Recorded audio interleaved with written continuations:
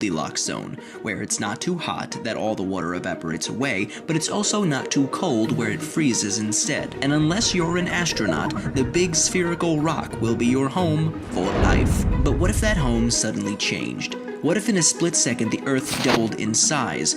Let's assume that the density remains constant, so the mass of the Earth increased as well. How would that change things? Well, first off, gravity would be very different. The Earth would have 8 times as much mass, and gravity would be twice as strong. So if you stepped on a scale, you'd suddenly weigh twice as much as before. It would be much harder for you to walk, and you'd get tired much more easily. After all, you'd feel like you were giving another version of yourself a piggyback ride, all day, every day, which would look very funny. Over the years, human bones, especially in the legs, would have to become stronger to support this increased weight. Meanwhile, trees would start to collapse, and any new trees that grow in their place might not grow as tall. See, there's a limit for how tall a tree can grow, usually around 400 feet or so. This limit is determined by gravity. Since the taller the tree is, the more energy is required to transport water from the roots to the top. If the amount of energy the tree gains from photosynthesis is more than the energy it takes to transport the water, it'll keep growing. Otherwise, it'll stop.